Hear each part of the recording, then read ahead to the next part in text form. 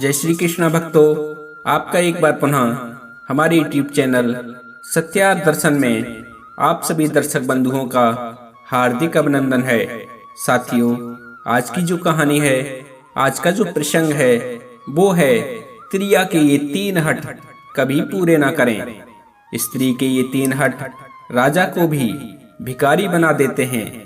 साथियों, स्त्री के वो कौन से 3 हठ हैं जिन्हें पूरा करने से पुरुष कंगाल हो जाता है?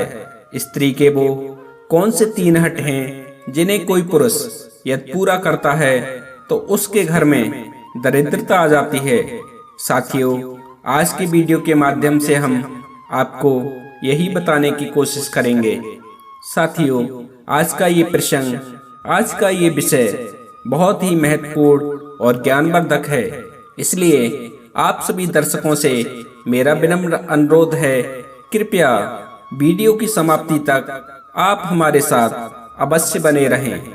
साथियों, आ जाते हैं कहानी पर और श्रवण करते हैं आज का ये प्यारा सा प्रसंग। भक्तों, बहुत समय पहले की बात है। किसी नगर में एक राधेश्याम नाम का साहूकार रहता था। उस साहूकार के घर में किसी भी चीज की कोई कमी नहीं थी। साहूकार के घर में परमात्मा का दिया हुआ सब कुछ मौजूद था। साहूकार राधेश्याम की बहुत ही सुंदर, सुशील और संस्कारी पत्नी थी और बड़ा ही आज्ञाकारी एक 10 वर्ष का होनहार पुत्र था। साथियों, सब कुछ ठीक ठाक चल रहा था, लेकिन एक दिन उस परिवार पर शनिदेव की कुदृष्टि पड़ गई। भक्तों, जब शनिदेव की कुदृष्टि पड़ी तो राधेश्याम के घर की खुशियां ऐसे चली गईं जैसे हवा में एक तिनका उड़ जाता है। शनिदेव की कुदृष्टि से राधेश्याम और उसकी पत्नी किसी रहस्यमय बीमारी से बीमार पड़ गए। जब दोनों पति पत्नी बीमार पड़ गए तो राधेश्याम का इकलौता पुत्र अपने माता पिता की ऐसी दशा देखकर बहुत ही घबराने लगा। साथियों, राधेश्याम का वो पुत्र मात्र 10 वर्ष की अवस्था का अबोध बालक था। वो बेचारा चाह कर भी कुछ नहीं कर पाया और इस तरह उस रहस्यमय बीमारी में साहूकार और उसकी पत्नी का देहांत हो गया। जब उस अबोध बालक के माता पिता गुजर गए तो माता पिता के गुजरने के बाद वो अबोध बालक चंद्रमोहन अनाथ हो गया। साथियों, उस छोटे से बालक चंद्रमोहन की उम्र बेशक बहुत कम थी, लेकिन उसके अंदर धैर्य और लगन की कोई कमी नहीं थी। उस अबोध बालक चंद्रमोहन ने बड़ी दृढ़ता के साथ उस विपत्ति की घड़ी में उस विपत्ति का डटकर मुकाबला किया और हिम्मत नहीं हारी। साथियों, इस तरह वो बालक अपने माता पिता के छोड़े हुए धन के सहारे अपना जीवन व्यतीत करने लगा। साथियों, कहते हैं ना, समय हर जख्म को भर देता है।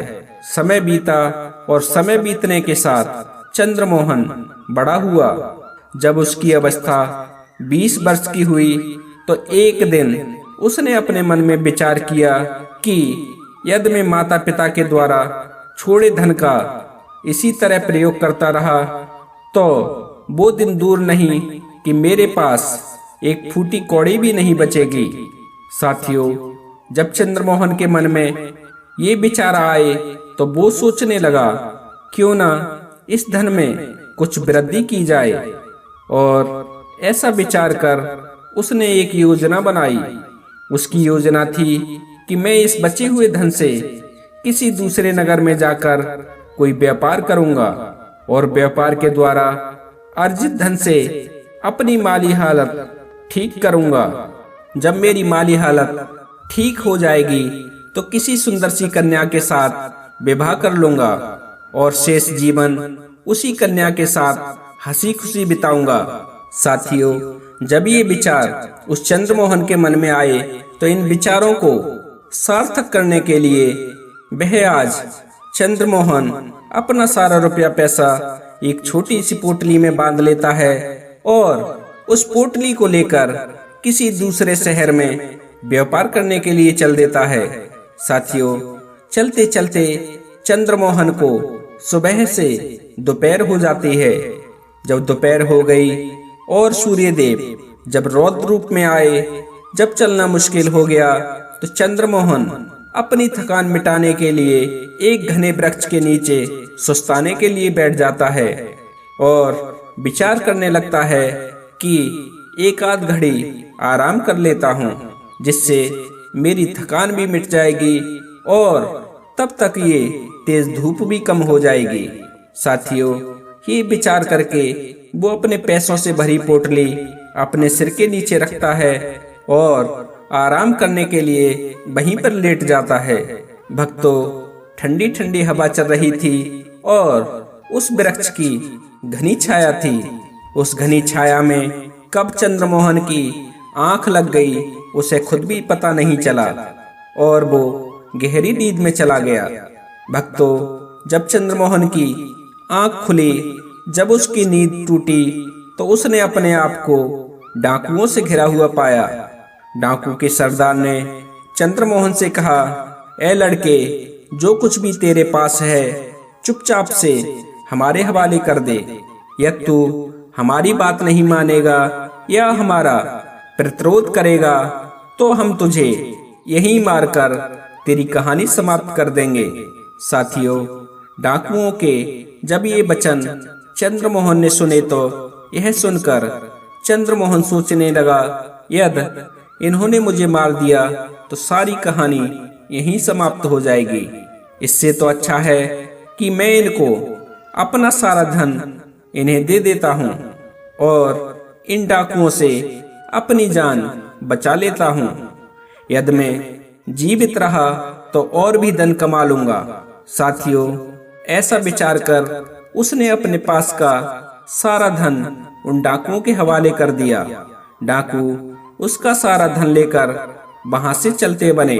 डाकू तो चले गए थे, लेकिन चंद्रमोहन को वो डाकू कंगाल बना गए और ये घटना घटी तब तक उस जंगल में चंद्रमोहन को शाम हो गई और धीरे धीरे सूर्यास्त होने लगा। जब सूर्यास्त होने लगा तो उस घनघोर जंगल में अंधेरा पसरने लगा। चंद्रमोहन ने आगे बढ़ने की सोची, लेकिन फिर ये सोचकर कदम ठहर गए कि संध्या काल में तो हिंसक जंगली जानवर अपने अपने शिकार की तलाश में बाहर निकल पड़ते हैं। यदि मैं जंगल में और आगे बढ़ा तो कोई जंगली जानवर मुझे अपना शिकार बना लेगा। यदि ऐसा हुआ तो मुझे अपने प्राणों की आहुति देनी पड़ेगी। इससे तो अच्छा है कि मैं आज रात इसी जंगल में इसी वृक्ष पर चढ़कर रात गुजारूं और सुबह होते ही शहर की ओर चलूं।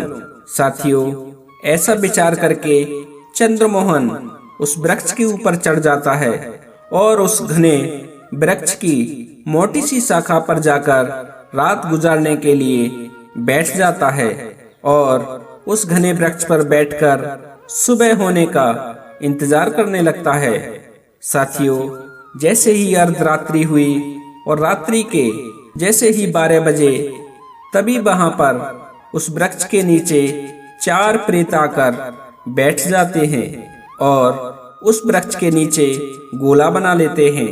जब चंद्रमोहन ने वृक्ष के नीचे 4 प्रेत देखे तो उन्हें देखकर चंद्रमोहन भय से कांपने लगता है, लेकिन वो फिर थोड़ी हिम्मत से काम लेता है और अपनी सांस बंद करके और वृक्ष की डाली को मजबूती से पकड़कर उन प्रेतों की बातों को बड़े ही ध्यान से सुनने लगता है।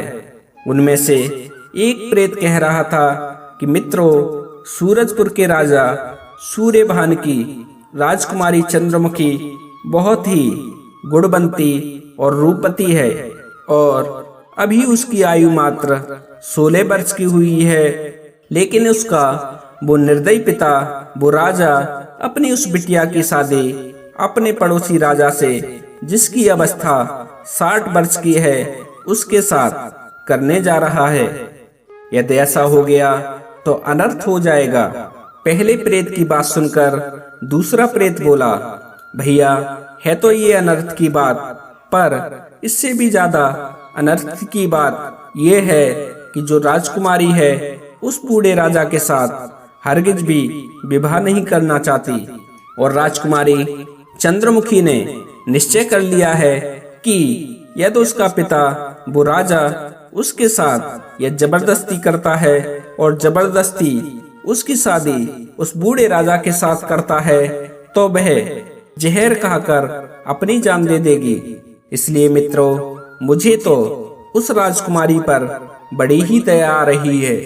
दूसरी प्रेत की बात सुनकर तीसरा प्रेत कहने लगा, मित्रों यदि ऐसी बात है तो हमें उस राजकुमारी चंद्रमुखी की मदद करनी चाहिए, क्योंकि जब हम मानव की योनि में थे तो हमने बहुत से बुरे कर्म किए और उन्हीं बुरे कर्मों के कारण हमें ये प्रेत योनि मिली है, और इस कारण हमें अनेकों प्रकार के कष्ट भोगने पड़ रहे हैं। अतः हम सभी को चाहिए कि हम कुछ अच्छे कर्म करें जिससे हमारे पूर्व जन्मों के किए हुए पाप समाप्त हो जाएं और हम फिर से मनुष्य योनि को प्राप्त हो सकें। तीसरे प्रेत की बात सुनकर चौथा प्रेत कहने लगा, मित्र तुम कह तो ठीक रहे हो, पर हम राजकुमारी की मदद करना भी चाहें तो कैसे करें, क्योंकि हम तो ठहरे बिना शरीर वाले और बिना शरीर के और बिना मनुष्य की देह के हम उस बेचारी राजकुमारी की मदद नहीं कर सकते। चौथे प्रेत की बात सुनकर पहला प्रेत बोला, हाँ मित्र तुम ठीक कह रहे हो, लेकिन इस घनघोर जंगल में हमें कोई मनुष्य कहाँ से मिलेगा, और यदि मिल भी गया तो हमारी मदद क्यों करेगा। अब तो मित्र यदि परमात्मा ही अपनी कोई लीला कर दे और किसी मनुष्य को यहाँ भेज दे और वो मनुष्य हमारा साथ देने के लिए तैयार हो जाए तो हम अवश्य ही उस राजकुमारी की मदद कर सकते हैं और उसकी जान बचा सकते हैं। साथियों, जब राजकुमारी की सुंदरता के बारे में वृक्ष पर बैठे चंद्रमोहन ने सुना तो उस साहूकार के बेटे का दिल उस राजकुमारी पर आ गया और अपने दिल के हाथों मजबूर होकर और अपने मन में ये निश्चय करके कि मैं राजकुमारी की मदद अवश्य करूंगा, चंद्रमोहन उस वृक्ष से नीचे उतर आया और नीचे उतरकर उन प्रेतों से कहने लगा, हे प्रेतराज, मैंने तुम्हारी सभी बातों को सुन लिया है। मुझे ये जानकर खुशी है कि तुम्हारे अंदर मरने के बाद भी इंसानियत अभी जिंदा है और तुम राजकुमारी की मदद करना चाहते हो। हे प्रेतराज, अभी तुम कह रहे थे कि यदि कोई मनुष्य हमारा साथ दे तो हम राजकुमारी की मदद कर सकते हैं, तो मुझे बताओ मैं किस तरह तुम्हारा साथ देकर राजकुमारी की मदद कर सकता हूँ। साथियों, जब चारों प्रेतों ने उस नौजवान की यह बात सुनी तो यह बात सुनकर एक प्रेत बोला, मित्र यदि तुम हमारा साथ देना चाहते हो और उस राजकुमारी को बचाना चाहते हो तो तुम्हें हमारी एक बात माननी होगी। हमारी वो बात है, वो शर्त ये है कि तुम हमारे बारे में भूल कर भी किसी से कोई जिक्र नहीं करोगे। जाने अनजाने में यदि तुमने हमारे बारे में किसी को कुछ बता दिया तो उसी क्षण राजकुमारी की मृत्यु हो जाएगी। तुम्हें यदि हमारी ये शर्त मंजूर हो तो हमें बताओ। प्रेतों की बात सुनकर चंद्रमोहन बोला, मुझे तुम्हारी यह शर्त मंजूर है और मैं तुम्हें वचन देता हूँ कि मैं तुम्हारे बारे में किसी से कभी कुछ नहीं कहूँगा। साथियों, जब चंद्रमोहन की बात उन चारों प्रेतों ने सुनी तो चारों प्रेत चंद्रमोहन के साथ राजकुमारी की मदद करने के लिए तैयार हो गए और उन्होंने अपनी माया से चंद्रमोहन के लिए राजकुमारों जैसे वस्त्र और आभूषण मंगाए और उन राजसी वस्त्रों को चंद्रमोहन को पहना दिया। इसके बाद उन प्रेतों ने अपनी मायावी विद्या से 5 घोड़े तैयार करे। उन 5 घोड़ों में से एक पर तो चंद्रमोहन को बैठाया और बाकी बचे हुए 4 घोड़ों पर वो चारों प्रेत बैठ गए और घोड़ों पर बैठकर सूरजपुर देश की तरफ को बढ़ने लगे। साथियों, वे चारों प्रेत और साहूकार का पुत्र जब राजकुमारी के महलों में पहुंच गए तो चारों प्रेत तो महल के बाहर खड़े हो गए और राजकुमार बना चंद्रमोहन महल के अंदर राजकुमारी के पास चला गया। राजकुमारी उस समय अपने शयन कक्ष में अकेली बैठी हुई सुबह होने का इंतजार कर रही थी और सोच रही थी, यदि मेरे पिताजी मेरी शादी उस बूढ़े राजा से करेंगे तो मैं जहर खाकर अपनी जान दे दूंगी। जब चंद्रमोहन उस राजकुमारी के समक्ष पहुंचा तो चंद्रमोहन को देखकर राजकुमारी कहने लगी, हे नौजवान, तुम कौन हो और मेरे शयन कक्ष में कैसे प्रवेश कर गए? राजकुमारी की ये बात सुनकर चंद्रमोहन बोला, हे राजकुमारी, मेरा नाम चंद्रमोहन है और मैं तुम्हें यहाँ से ले जाने के लिए आया हूँ। मुझे तुम्हारे विषय में सब कुछ ज्ञात है। तुम्हारा निर्दयी पिता तुम्हारा विवाह उस बूढ़े राजा के साथ करने वाला है और तुम जहर खाकर अपनी जान देने वाली हो।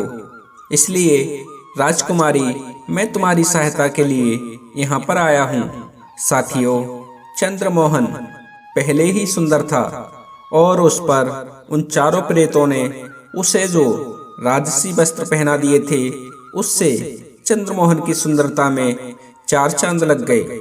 उन राजसी वस्त्रों में वो बिल्कुल राजकुमार सा दिख रहा था। उस पर चंद्रमोहन ने जब राजकुमारी से विनम्रता पूर्वक ये बातें कही तो राजकुमारी चंद्रमुखी चंद्रमोहन पर मोहित हो गई और राजकुमारी चंद्रमुखी चंद्रमोहन के साथ चलने के लिए तैयार हो गई। साथियों, चंद्रमोहन ने उसे अपने घोड़े पर बिठाया और आकाश मार्ग से राजकुमारी को लेकर चल पड़ा और पीछे पीछे उसके साथ चारों प्रेत भी उसके पीछे चल पड़े। साथियों, चंद्रमोहन उस राजकुमारी को लेकर वहीं पहुंच गया जहां पर वो उन प्रेतों से मिला था। उसके पीछे पीछे वो चारों प्रेत भी उस वृक्ष के नीचे पहुंच गए। वे चारों प्रेत चंद्रमोहन को तो दिखाई दे रहे थे, लेकिन चंद्रमुखी उन प्रेतों को नहीं देख पा रही थी। उन चारों प्रेतों ने चंद्रमोहन से कहा, मित्र, अब तुम इस राजकुमारी को अपने साथ लेकर अपने नगर में जाओ और इस राजकुमारी के साथ विधिवत विवाह करके सुखी जीवन बिताओ और तुम्हें किसी भी वस्तु की या किसी भी चीज की कभी कोई आवश्यकता पड़े तो हमें इसी वृक्ष के नीचे आकर याद कर लेना। हम तुम्हारी मदद करने के लिए तुरंत ही उपस्थित हो जाएंगे और हमारी उस बात का विशेष ध्यान रखना जो हमने तुम्हें पहले बताई थी। साथियों, इतना कहकर वो चारों प्रेत अंतर्ध्यान हो गए। जब चारों प्रेत अंतर्ध्यान हो गए तो चंद्रमोहन उस राजकुमारी को लेकर अपने नगर के लिए चल दिया। जब राजकुमारी चंद्रमुखी चंद्रमोहन के घर पहुंची तो उसे ये देखकर बड़ा ही आश्चर्य हुआ कि वह जिसे राजकुमार समझ रही थी वो कोई राजकुमार नहीं है, बल्कि एक साधारण मनुष्य है। वह जिसके साथ आई है वो बहुत ही गरीब है और उसका जो घर है वो भी बिल्कुल कच्चा है, लेकिन वो अब कर भी क्या सकती थी। यदि वापस लौटकर अपने पिता के घर जाए तो उसका निर्दयी पिता उसका विवाह उस बूढ़े राजा से कर देगा। इससे तो अच्छा है मैं इसी के साथ रहूं। साथियों, इस तरह राजकुमारी चंद्रमोहन से विवाह कर लेती है और विवाह करने के पश्चात चंद्रमोहन के घर पर रहने लगती है। जब राजकुमारी को रहते हुए 6 महीने गुजर गए तो एक दिन वो सोचने लगती है कि कहाँ तो मैं राजसी वैभव और राजसी ठाट बाट के साथ पली बड़ी अपने महलों में रहती थी और कहाँ मैं चंद्रमोहन की बातों में आकर इसके घर में आ गई। साथियों, जब चंद्रमोहन ने अपनी पत्नी को परेशान देखा तो अपनी पत्नी को परेशान देखकर वह समझ गया कि राजकुमारी आखिर क्यों परेशान है। फिर चंद्रमोहन को उन प्रेतों की वो बात याद आ गई जो उन्होंने चलते समय कही थी कि कोई परेशानी पड़े तो हमें याद कर लेना। साथियों, उसी रात राजकुमारी चंद्रमुखी को छोड़कर चंद्रमोहन वहीं पहुंच जाता है जहां पर वह उन प्रेतों से पहली बार मिला था। जैसे ही उसने चारों प्रेतों का स्मरण किया, वैसे ही चारों प्रेत उसके पास आ गए और चंद्रमोहन से पूछने लगे, क्या बात है पुत्र, तुमने हमें कैसे याद किया? प्रेतों की बात सुनकर चंद्रमोहन कहने लगा, हे प्रेतराज, आपके कहने से मैंने जिस राजकुमारी से विवाह किया था वह मेरे घर की स्थिति को देखकर बहुत ही परेशान है। इसलिए प्रेतराज, आपसे अनुरोध है, कृपया मेरे घर को राजमहलों की तरह बना दो और जो कुछ भी राजमहलों में होता है वो सब कुछ मेरे घर में उपलब्ध करा दो। प्रेतों ने कहा, ठीक है चंद्रमोहन, अब तुम अपने घर को जाओ, हम अपनी शक्ति से तुम्हारे घर को राजमहलों की तरह बना देंगे। और इतना कहकर चारों प्रेत अंतर्ध्यान हो गए। प्रेतों के अंतर्ध्यान होने के बाद चंद्रमोहन अपने घर के लिए चल दिया और जैसे ही वो अपने घर पहुंचा तो उसे ये देखकर काफी खुशी हुई कि उन प्रेतों ने उसके पहुंचने से पूर्व ही उसके टूटे फूटे घर को एक आलीशान महल बना दिया है। साथियों, जैसे ही राजकुमारी की निद्रा टूटी, जब उसने अपने आप को राजमहलों में पाया तो वह अपने पति उस चंद्रमोहन से पूछने लगी, पियाजी, आखिर तुमने रात ही रात में इस टूटे फूटे घर को महल में कैसे बदल दिया?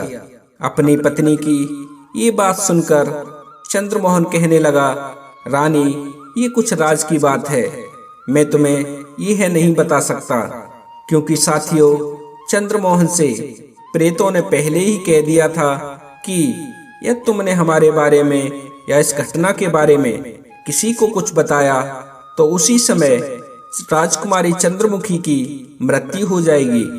इसलिए चंद्रमोहन राजकुमारी को कुछ नहीं बताता और बात को टालकर अपने महलों से बाहर चला जाता है। लेकिन राजकुमारी के मन में ये बात घर कर जाती है कि आखिर रात ही रात में मेरे पति ने इस टूटे फूटे घर को महल में कैसे बदल दिया। शाम को जब चंद्रमोहन वापस अपने घर लौटता है तो राजकुमारी फिर चंद्रमोहन से पूछने लगती है, लेकिन वो चंद्रमोहन फिर से उस बातों को टालने की कोशिश करने लगता है। जब चंद्रमोहन कुछ नहीं बताता तो फिर रानी चंद्रमुखी अपने सारे आभूषण उतारकर अपने बाल बिखेर कर गुस्से में औंधे मुंह लेट जाती है। जब चंद्रमोहन मनाने की कोशिश करता है तो चंद्रमुखी कहती है, या तो पियाजी मुझे ये बात बताओ, नहीं तो सुबह तक तुम मेरा मरा हुआ मुंह देखोगे। जब चंद्रमोहन उस राजकुमारी के आगे बेबस हो जाता है तो आखिर में उसे ये बात रानी चंद्रमुखी को बतानी ही पड़ती है। और जैसे ही चंद्रमोहन ने प्रेतों वाली बात उस राजकुमारी चंद्रमुखी को बताई, वैसे ही उस राजकुमारी चंद्रमुखी की मृत्यु हो गई और जो प्रेतों ने चंद्रमोहन का टूटा फूटा घर महल बनाया था वो फिर से पहले वाले घर में परिवर्तित हो गया। साथियों, इस प्रकार चंद्रमोहन अपनी पत्नी के हट के आगे मजबूर होकर फिर से कंगाल हो गया। तो साथियों, ये तो थी कहानी। अब हम तुम्हें बताते हैं कि स्त्री की ये 3 हट कभी पूरी नहीं करनी चाहिए।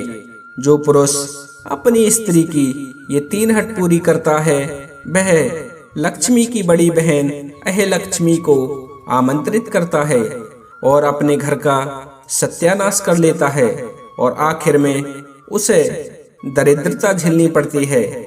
तो साथियों, अब हम आपको बताते हैं कि स्त्री की वो कौन सी 3 हट जिन्हें एक पुरुष को कभी नहीं माननी चाहिए। साथियों, पहली हट है, यदि कोई स्त्री ऐसी हट करे जिससे उसके पति के मान सम्मान को ठेस पहुंचे या परिवार को उसकी हट के कारण नीचा देखना पड़े, तो पुरुष को चाहिए कि स्त्री की ऐसी हट कभी न माने। स्त्री की जो दूसरी हट है वो है, जिस हट से पति के प्राण जाने की संभावना हो या उस हट के कारण पति पर कोई विपत्ति आ जाए, तो पुरुष को चाहिए कि कभी भी स्त्रियां की ऐसी हट नहीं माने। साथियों, तीसरी और अंतिम हट है कि स्त्री की ऐसी हट भी कभी नहीं माननी चाहिए जिससे परिवार का विघटन हो और परिवार बिखर जाए। यदि कोई स्त्री ऐसी हट करती है तो पुरुष को चाहिए कि अपनी पत्नी की ऐसी हट कदापि पूरा ना करे।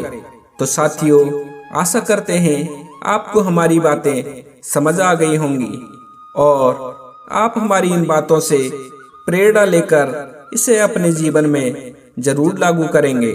साथियों, इसी आशय के साथ हम आज की कहानी को समाप्त करते हैं। आशा करते हैं कि आपको आज की कहानी पसंद आई होगी। यदि वीडियो पसंद आया हो तो कृपया वीडियो को लाइक करें और हमेशा की तरह कमेंट में जय श्री कृष्णा या जय श्री राधे अवश्य लिखें। यदि आप पहली बार हमारे चैनल पर आए हैं और पहली बार हमारा ये वीडियो देख रहे हैं तो कृपया हमारे चैनल को भी सब्सक्राइब करके बेल आइकॉन प्रेस कर दें, जिससे आगामी आने वाले वीडियो का नोटिफिकेशन आपको समय से मिलता रहे। इसी के साथ मैं अपनी वाणी को यहीं विराम देता हूँ। आप सभी भक्तों को मेरी तरफ से जय श्री कृष्णा, जय श्री राधे, जय श्री श्याम। बोलिए श्री बांके बिहारी लाल की जय।